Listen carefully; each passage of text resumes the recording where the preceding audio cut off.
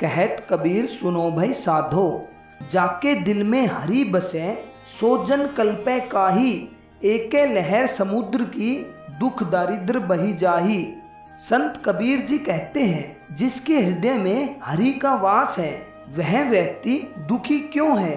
परमात्मा रूपी समुद्र की एक ही लहर से उसका सारा दुख पलक झपकते ही बह जाता है और दरिद्रता का नामो निशान भी नहीं रहता है।